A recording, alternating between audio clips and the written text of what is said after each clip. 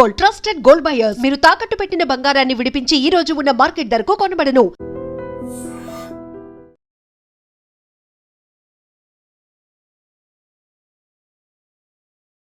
నమస్తే, welcome to I dream. నేను వలి. తమిళనాడులో కొత్త ప్రభుత్వం ఏర్పడింది. ముఖ్యమంత్రి విజయ్ తనదైన ముద్ర వేసుకుంటూ ముందుకు వెళ్ళిపోతున్నటువంటి తరుణంలో సూపర్ స్టార్ రజనీకాంత్ మీద తమిళనాడులో కొంత దుష్ప్రచారం జరుగుతోంది.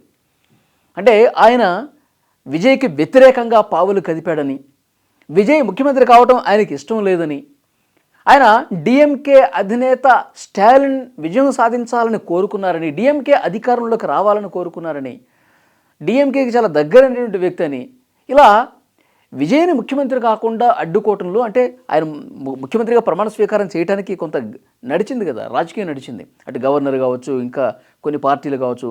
సో దాంట్లో రజనీకాంత్ గారి పాత్ర ఉంది అని చెప్పి పెద్ద ఎత్తున ప్రచారం చేశారు. సోషల్ మీడియా వేదికగా దుష్ప్రచారం జరిగినటువంటి పరిస్థితి ఉంది. అందుకే ఇంత జరుగుతుంది కాబట్టి దీనికి కొంత క్లారిటీ ఇవ్వాల్సినటువంటి అవసరం ఉంది. ఇలాంటి ప్రచారానికి అడ్డుకట్ట వేయాల్సినటువంటి అవసరం ఉందని చెప్పి ఈరోజు సూపర్ స్టార్ రజనీకాంత్ ఒక ప్రెస్ మీట్ పెట్టారండి. ఆయన నివాసంలో ప్రెస్ మీట్ పెట్టి చాలా క్లియర్గా చెప్పారు, నేను డిఎంకే అధినేత స్టాలిన్ని ఫలితాల తర్వాత కలిశాను, కానీ దాన్ని చాలామంది రాజకీయం చేశారు. నేను ఎందుకు కలిశాను? స్టాలిన్ నాకు మంచి మిత్రుడు, రాజకీయాలకు అతీతంగా మిత్రుడు. స్టాలిన్ ఓడిపోయాడంటే, మిత్రుడు ఓడిపోతే కొంచెం బాధ అనిపిస్తుంది కదా. సో కొంచెం బాధపడ్డాను. అందుకే ఆయన ఓదార్చడానికి కోసం ఆయన నివాసానికి వెళ్ళాను, స్టాలిన్ని ఓదార్చాను, పరామర్శించాను. మళ్ళీ నేను నా పనుల్లో నేనున్నాను. కానీ దీన్ని చాలామంది కూడా డిఎంకే పక్షపాతి, డిఎంకే గెలవాలి, స్టాలినే గెలవాలి, ఇంకెవరు గెలవకూడదని చెప్పేసి అనుకున్నాను, నేను డిఎంకే అభిమానిని, ఈ విధంగా ప్రచారం చేస్తా ఉన్నారు. కానీ అది కరెక్ట్ కాదు. ఒక మిత్రుడు కాబట్టి నేను వెళ్ళాను, నా బాధ్యత ఉంది. ఓడిపోయినప్పుడు, నా మిత్రుడు ఓడిపోయినప్పుడు వెళ్ళటం నా బాధ్యత కాబట్టి వెళ్ళానని చెప్పి చాలా క్లియర్గా చెప్పారు. అయితే విజయ్ పార్టీ గెలిచేదానికి సంబంధించి కూడా ఆయన రియాక్ట్ అయ్యారు. ఏమన్నారంటే, విజయ్ గెలుపుని చూసిన తర్వాత ఒక్కసారిగా నేను ఆశ్చర్యపోయాను. ఎందుకంటే విజయ్ అంత అద్భుతంగా ఆయన పార్టీ గెలుస్తుందని చెప్పి నేను ఊహించలేదు. ఆశ్చర్యం వేసింది, దాంతోపాటు ఆనందం కూడా వేసింది. విజయ్ గెలవకూడదని చెప్పి నేను ఎందుకు అనుకుంటాను? మా ఇండస్ట్రీకి సంబంధించినటువంటి వ్యక్తే కదా. కానీ రెండు ప్రధాన పార్టీలు, ఇటు స్టాలిన్ నేతృత్వంలోని డిఎంకే, అక్కడ పళనిస్వామిలోని అన్నా డిఎంకే, ఈ రెండు ప్రధాన పార్టీల మధ్య వచ్చినటువంటి ఒక కొత్త పార్టీ, ఆయన గెలవడానికి కొంత కష్టపడాల్సినటువంటి పరిస్థితి ఉంటుందేమో అనుకున్నాను.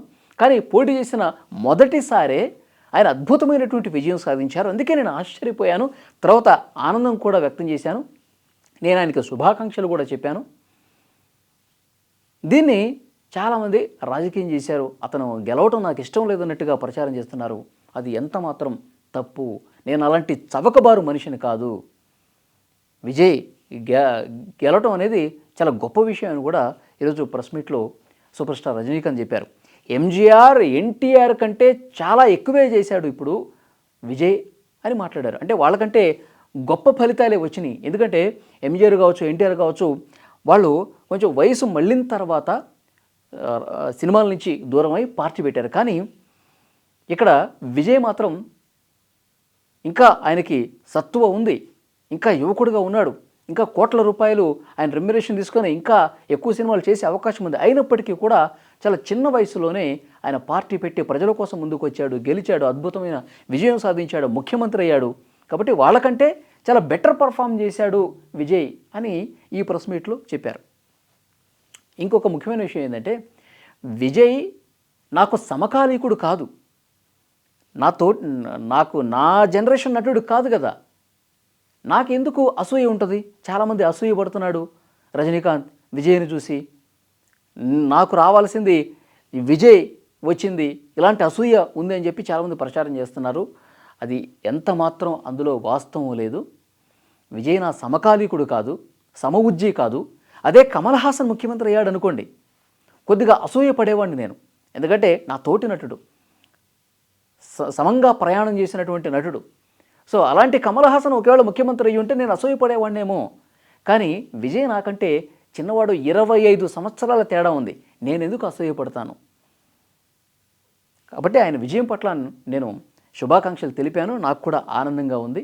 ఆయన అద్భుతంగా పాలన చేయాలని చెప్పి కోరుకుంటున్నానని చెప్పి ఈ ప్రెస్ మీట్ వేదికగా చెప్పారు. ఎందుకంటే ఈ దుష్ప్రచారం జరగడానికి కారణం మొన్న ఎయిర్పోర్ట్లో ఆయన ఎయిర్పోర్ట్ నుంచి ఇట్లా బయటకు వస్తున్న క్రమంలో ఒక వ్యక్తి వీడియో తీస్తూ విజయ్ గెలవటం పట్ల మీ మీ అభిప్రాయం ఏంటి సార్ అని చెప్పి ఇట్లా ఆయన నడుచుకుంటూ వచ్చేస్తా ఉన్నాడు.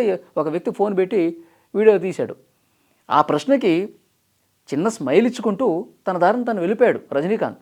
సో దీన్ని ట్రోల్ చేస్తూ కూడా పెద్ద ఎత్తున విమర్శలు చేశారు. అంటే విజయ్ పార్టీ గెలవటం, విజయ్ ముఖ్యమంత్రి కావటం ఏమాత్రం రజనీకాంత్కి ఇష్టం లేదు, అందుకే స్పందించలేదు అన్నట్టుగా చాలామంది ప్రచారం చేశారు. సో అది కూడా ఈ ప్రెస్ మీట్లో ప్రస్తావించారు. సో డెఫినెట్గా చాలా క్లియర్గా కుండబద్దలు కొట్టినట్టు చెప్పారు. స్టాలిన్ నాకు మిత్రుడు కాబట్టి అతను వెళ్ళి కలిశాను, ఇది ఒక మిత్రధర్మంగా నేను అతన్ని పరామర్శించి వచ్చాను, ఇందులో రాజకీయాలకు అతీతంగా జరిగినటువంటి భేటీ అని చెప్పారు. విజయం పట్ల ఆశ్చర్యపోయాను, ఆనందం కూడా వ్యక్తం చేశాను, చాలా క్లియర్గా చెప్పారు. కాబట్టి సో ఎవరైతే పని పాట లేనటువంటి కేవలం దుష్ప్రచారం చేసి ఏదో రకంగా పబ్బం గడుపుకోవాలనుకుంటున్న వాళ్ళకి చెక్ పెడుతూ చాలా క్లారిటీగా ఈరోజు ప్రెస్ మీట్లో ఆయన మాట్లాడిన పరిస్థితుంది. సో డెఫినెట్గా ఒకవైపు విజయ్ అద్భుతంగా పనితీరు కనబరుస్తున్నారు. ఎందుకంటే ఆయన ఆ కోటు వేసుకుని ఒక ప్రభుత్వ ఉద్యోగిలాగా ఆయన విధులు నిర్వర్తిస్తూ ఉన్నాడు. అద్భుతమైనటువంటి నిర్ణయాలు తీసుకుంటూ ఉన్నాడు. ఉచిత విద్యుత్ 200 యూనిట్లకు సంతకం పెట్టేశాడు. తర్వాత మహిళల భద్రత కోసం ప్రత్యేకమైనటువంటి చర్యలు, ఆ ఫైల్ మీద కూడా సంతకం పెట్టాడు. తర్వాత ఈ స్కూళ్ళు, కాలేజీలు, బస్ స్టాండ్లు, దేవాలయాలు, దీనికి దగ్గరలో వైన్ షాపులు ఉండకూడదని చెప్పి ఆ ఫైల్ మీద సంతకం పెట్టాడు. అంటే తన మార్క్ వేసుకున్నాడు. అద్భుతంగా ముఖ్యమంత్రిగా విజయ్ తన ముద్ర 100% విజయవంతంగా ముందుకు తీసుకుపోతున్నాడని మాత్రం చాలా క్లియర్గా పాలన అర్థమవుతుంది. సో ఈ విధంగా విమర్శలు చేసేవాళ్ళు, దుష్ప్రచారాలు చేసేవాళ్ళకి ఎండ్ కార్డు ఒకవైపు రజనీకాంత్ కూడా వేశారు. ఈ వీడియో మీద తప్పకుండా మీ అభిప్రాయం కామెంట్ చేయండి.